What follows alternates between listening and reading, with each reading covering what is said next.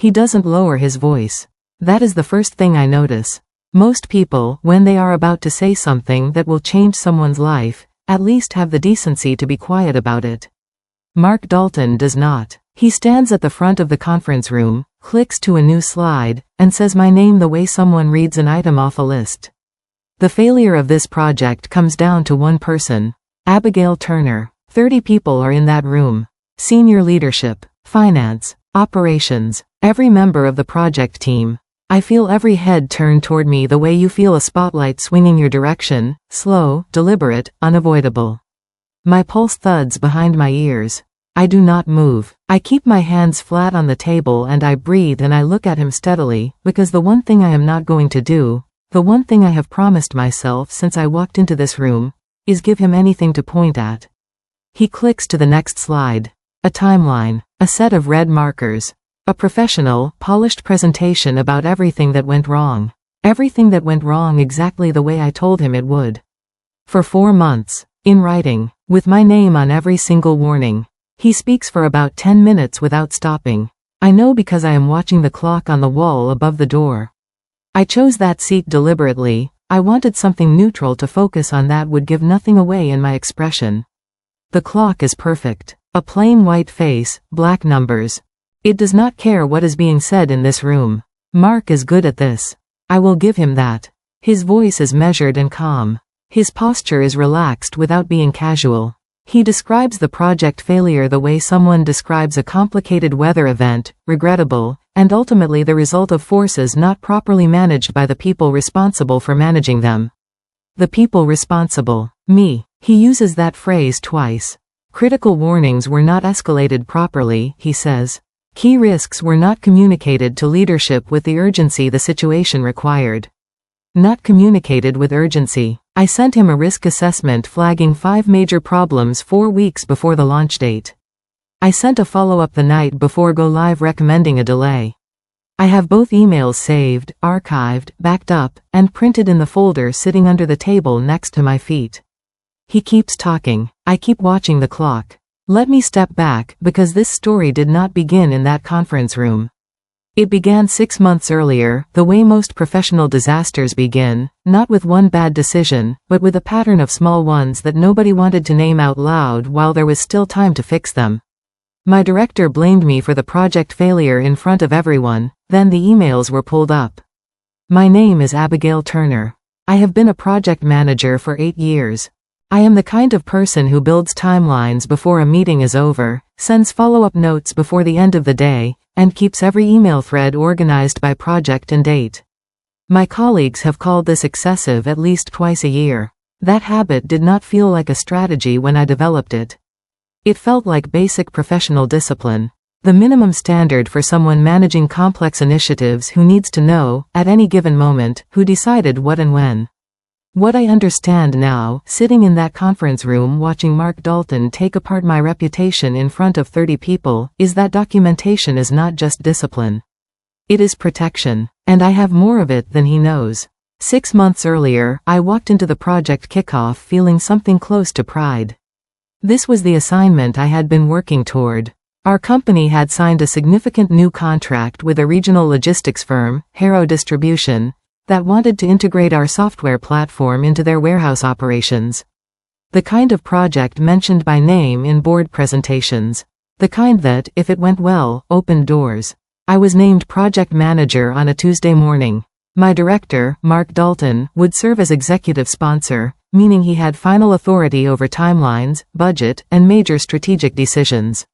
I would manage the team, day-to-day delivery, and all communication with the client. I remember sitting down at my desk after the news and thinking clearly. I can do this well. Not arrogance, just clarity. I had the experience, the team, and the skills to run a complex initiative. What I did not yet fully understand was that I would be running it inside constraints I had not agreed to, on a timeline committed before I was involved, with a director who believed confidence was a substitute for planning. That understanding came later, 1 week at a time. The first time I saw Mark Dalton run a room, I thought he was exceptional. He had that quality some leaders have where the people around them feel calmer just by proximity. He walked into the kickoff and immediately loosened everyone up, An easy joke, a genuine question, an acknowledgement of the challenge ahead that made it feel surmountable rather than daunting. People trusted him instinctively. I noticed that from day one. But trust and reliability are not the same thing. By the end of the first week I had begun to notice something that took me a while to name. Mark was very good at the front end of every situation. The entry, the first impression, the broad vision. What he was less good at was what came after, where vision met reality, where a plan had to account for actual vendors and actual timelines and actual risks that didn't disappear because a confident person had decided to proceed. He had committed to a 14-week delivery window for Harrow Distribution before the project team was assembled. 14 weeks, start to full integration, in the contract. When I built the first detailed plan and counted the weeks, I felt the first quiet pull of unease. We did not have enough time. I flagged it in week 2. Not loudly, not in a meeting where it would sound like I was undermining the project before it had started. I sent Mark a careful, detailed email, 3 paragraphs, specific numbers, outlining why the vendor confirmation process needed to happen within 10 days or we would lose the buffer we needed for Phase 1. 2 key technology suppliers had not confirmed delivery dates. The contract timeline assumed those deliveries. Without confirmation, we were building Phase 1 on an untested assumption. I asked Mark how he wanted to handle it, escalate through procurement or reach out to vendors directly. His reply arrived that same afternoon. 8 words. Appreciate the heads up. Push forward for now. I read it twice. Then I opened the folder I had created on my personal cloud storage 3 days earlier, when I had begun to feel this project would require careful record keeping, and I saved the thread. I told myself I was being thorough. What I was actually being was prepared, in the quiet, undramatic way of someone who has worked long enough under optimistic leaders to understand that optimism alone is not a delivery plan. The pattern established itself quickly and held for the rest of the project. Every concern I raised received the same basic response dressed in different language. Move forward. Don't slow momentum. I'll take care of it. Each reply was prompt, confident, and completely disconnected from the specific risk I had documented. In week 3 the first vendor confirmed, 6 days later than we needed. I built a revised schedule showing what that meant for Phase 1 and sent it to Mark with 3 recovery options: absorb the delay into Phase 1, compress the testing window, or request a 2-week extension from Harrow Distribution. His response: leave this with me. Keep moving. In week 5 I sent a status summary noting we were 10 days behind the internal plan and asking for a decision before the gap became unrecoverable. His response: we are on track for delivery. Focus on the team. I saved every email. I updated my log after each exchange. I was not collecting these records out of spite. I want to be clear about that. Each email felt at the time like a professional obligation, a documented exchange between a project manager and her director. Standard practice. What it was building into, without either of us naming it, was a complete record of every warning raised and every warning ignored. By week 9 I could see the shape of what was coming. The second vendor had confirmed delivery at a schedule putting us more than 2 weeks behind the original plan. Our technical team was doing excellent work. I want to say that clearly, because none of what happened was their failure. They were hitting every milestone they could control, flagging problems as soon as they found them. The problem was the structure they were operating inside, built on timelines and assumptions that had never been realistic and had never been adjusted as evidence of that unrealism accumulated week after week. Meanwhile, Mark was delivering updates to senior leadership that I heard about secondhand. On track, progressing well, minor adjustments being managed. 2 people from the leadership team had mentioned his briefings in passing, in the easy tone of people with no reason to question what they were hearing. I was not invited to those briefings. Mark presented them alone. I wrote down the dates when I heard about them and added them to my log, which by week 9 had grown into a thorough record of a project running on borrowed time and borrowed confidence, with a launch date still 5 weeks away. 4 weeks before launch, I sent the formal risk assessment. I had spent 2 evenings preparing it, thorough enough to be undeniable, specific enough to be unmistakable, professional enough that no one could call it alarmist. 5 risks, each named, described, and connected to a specific consequence if not addressed. Risk 1. The timeline was 17 days behind the internal plan with no approved recovery strategy. Risk 2. An integration issue from the first vendor delivery had not been fully resolved. Risk 3. Harrow Distribution's internal readiness was behind schedule. Risk 4. The current testing window was 4 days. Minimum adequate testing required 10. Risk 5. No rollback procedure had been documented or approved. Subject line: Formal risk assessment, response required before launch. I sent it to Mark and copied our team lead. His response arrived 4 minutes later. Abigail, I appreciate the thoroughness, but this level of escalation sends the wrong message internally. We are proceeding as planned. Please refocus the team on delivery. I printed the email, added it to the digital folder and the physical file in my desk drawer. 4 minutes to read a full risk assessment covering 5 critical unresolved problems and dismiss every single one. I closed my laptop. I sat with what that meant. I sat in my car after work that evening for a while. Not long. Long enough to let the tight, pressurized feeling in my chest ease so I could think clearly. The question I was thinking about was simple. If this project fails, and it is going to fail, or come very close, what happens next? I knew the answer. I had watched it happen to other project managers. The name at the top of the project plan becomes the name that gets discussed in the explanation. Not because it is accurate.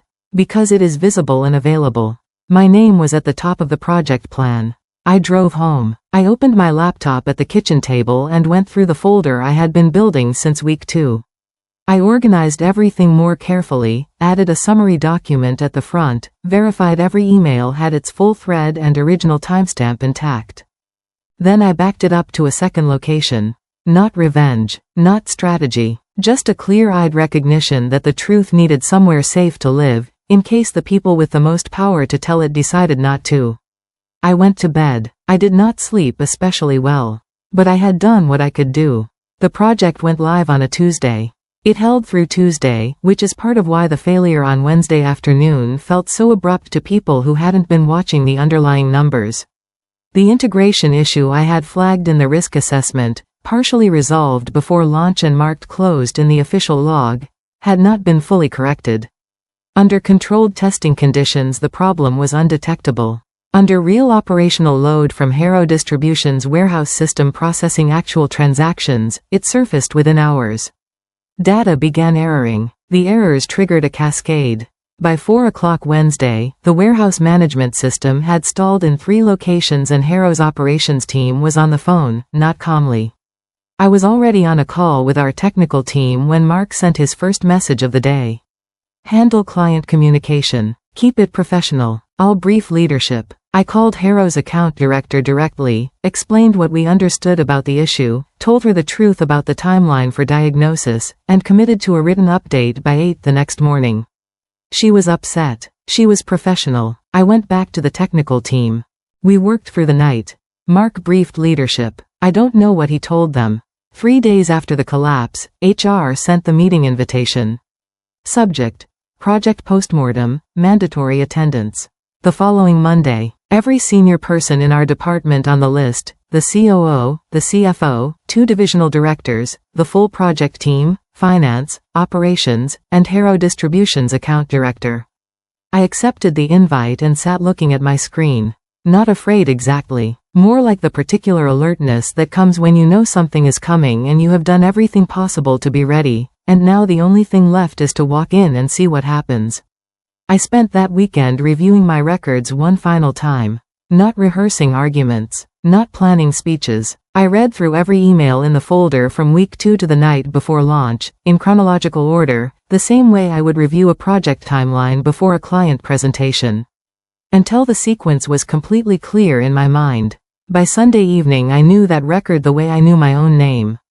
I printed the 6 most critical documents and placed them in a plain folder in my bag. Not to wave around, just to have, if they were needed. Then I went to sleep. Which brings us back to the conference room. Monday morning, the long table, 30 chairs, every one of them filled. I arrived 10 minutes early and chose my seat deliberately. Midway along the table, on the side facing the screen, where I could see both the slides and the faces of senior leadership without turning my head. My notebook in front of me. my pen beside it, the folder under the table next to my feet, within reach. Mark arrived a few minutes later. He set up his laptop at the head of the table, connected it to the projector, and opened a presentation I had not seen. He gave the screen a quick check, then sat down, unbuttoned his jacket, and looked around the room with the relaxed composure of a man who had prepared and felt good about his preparation. He glanced at me once. Brief, professional, nothing more. I looked back without changing my expression. The COO arrived. Then the CFO. Then the rest of the room filled in the quiet, organized way of people summoned to something serious. The door closed. Mark stood up. I let him talk. This was the hardest part, not intellectually, but physically. There is something in the body that wants to respond when someone is saying false things about you. Something that rises in the throat before the brain can stop it. I felt it several times in those 10 minutes, and each time I let it pass. Because I had made a decision before I walked in. I was not going to interrupt. I was not going to be visibly upset. I was not going to give anyone a reason to frame what came next as a conflict between two people with competing emotional investments in the outcome. I was going to let him finish his version. Let it land. Then say one calm, specific thing that would require the room to look more closely at the record. That was the whole plan. Mark moved through his slides. Timeline. Missed milestones. Risk management breakdown. Project manager's failure to escalate. He said my name 4 times in 10 minutes. Each time, a few heads turned toward me. I kept my hands flat on the table. I kept my face neutral. I watched the clock. When Mark stopped talking, the room was briefly quiet. Then the COO, a composed woman named Nadine Walcott, leaned slightly forward. She had a notepad in front of her and a pen in her hand, but had barely written anything during Mark's presentation. I had watched her from my side of the table. She had mostly just listened, expression giving almost nothing away. She looked at Mark first. "Thank you," she said. Her tone was neutral in a way that told me nothing. Then she looked at me. "Abigail, I want to make sure I understand the full picture. During this project, were concerns about the timeline or the risks we've just heard described raised with your director?" A carefully open question. The kind someone asks when they want to see what comes back before committing to a direction. Mark moved before I could answer. "Nothing requiring escalation beyond what was handled," he said smoothly. "Routine concerns were raised, as you'd expect. Nothing indicating the severity of what we encountered." He looked at me briefly. Confident. Closing the door. I looked at Nadine Walcott. "That's not accurate," I said. The room went quiet. Not the polite, transitional quiet of a meeting moving between speakers. A different kind, the kind that happens when something has shifted and everyone is adjusting to the new shape of things. I did not rush. I raised concerns formally on 5 separate occasions between week 2 and the night before launch, I said. The first was in week 2, regarding vendor confirmation timelines. The second was in week 3, when the first delivery came in 6 days late and I documented 3 recovery options. I flagged the issue again in weeks 5 and 9 as the cumulative delay reached 17 days. And I submitted a formal risk assessment 4 weeks before launch identifying 5 specific unresolved problems and requesting a response before we proceeded. I paused. Every one of those communications was sent to Mark directly. Every one received a written reply. Mark's expression had not changed dramatically. But something in it had tightened, the easy openness had closed slightly, the way a door closes when someone on the other side realizes they may have left it open too long. "Documentation comes in many forms," he began. "Context matters." Nadine Walcott held up one hand, briefly and quietly. "Just a moment," she said. She looked toward the far end of the room. There was a young man sitting at the far corner of the table with a laptop in front of him. His name was Brennan Osei. He worked in IT operations and had been invited specifically to provide technical support for the presentation. He had been quiet for the entire meeting, present but unobtrusive, the way IT people often are in rooms not primarily about technology. Nadine Walcott looked at him the way someone looks at a resource they have been keeping quietly in reserve. "Brennan," she said, "the company maintains an archive of project email communications, correct?" He nodded. "Full record for all active and recently closed projects. Accessible through the admin portal. Can you pull up the Harrow distribution project thread?" Communications between the project manager and the executive sponsor. Brennan's fingers moved on his keyboard. The screen showing Mark's final slide went blank, then changed to the company's internal email archive interface. A search, a project name, a date range, a list of email threads began loading in chronological order. The room turned toward the projection. I kept my eyes on Mark. His hands, which had been resting loose on the table, were now very still. The first email opened on the screen and the room leaned in. Subject: Vendor timeline risk, action required. Week 2. My name in the sender field. A Tuesday afternoon timestamp from 6 months ago, almost to the day. Brennan read the subject line aloud at Nadine's request, then scrolled at a pace that allowed the room to follow.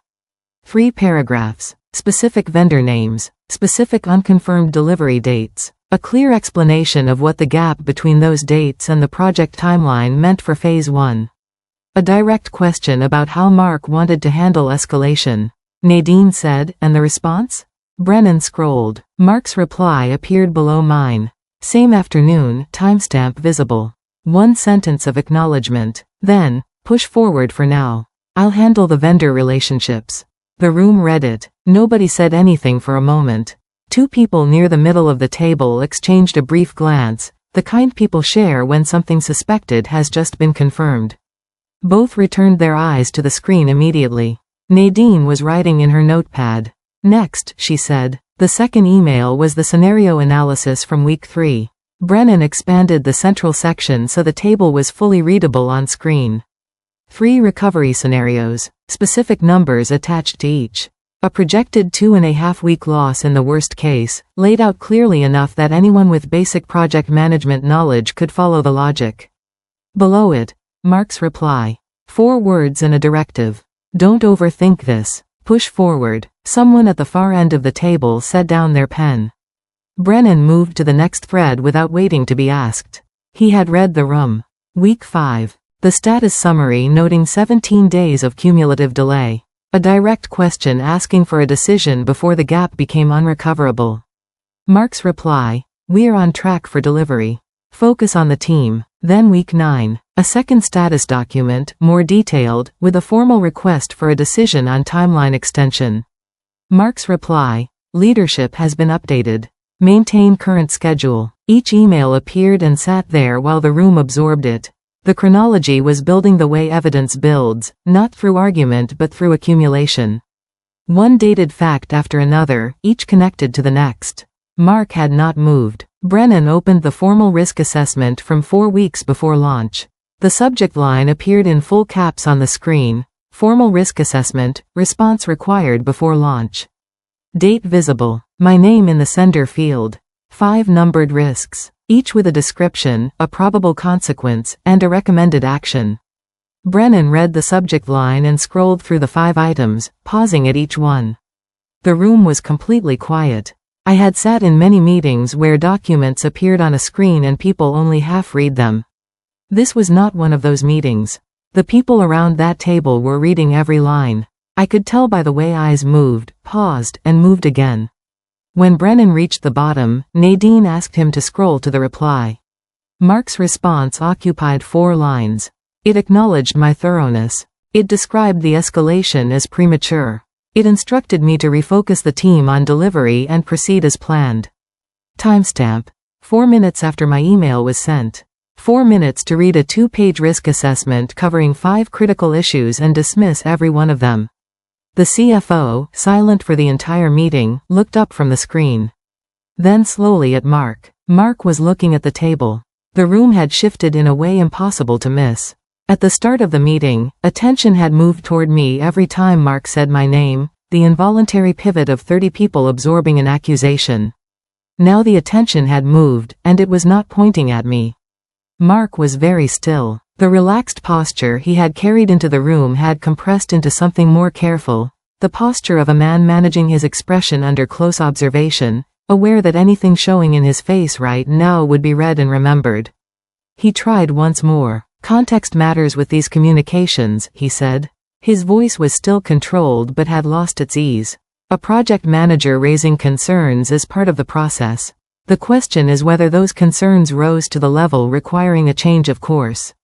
Nadine Walcott looked at him for a moment without speaking. Then she said, "Brennan, is there one more?" "Yes," Brennan said. "The night before launch." The room turned back to the screen.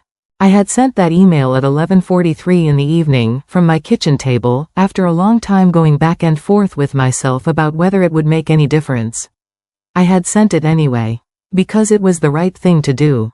The final email came up on the screen. Subject: Urgent, pre-launch risk, delay recommended. Sent at 11:43 the night before go live. Brennan read the subject line. The timestamp felt significant in that room in a way I hadn't fully anticipated when I sent it, not just the date, but the hour. The hour visible to everyone, meaning something. Brennan scrolled through the email, which was one page. It summarized the two critical outstanding issues, the unresolved integration problem and the missing rollback plan, and stated plainly that proceeding the following morning carried a significant likelihood of system failure.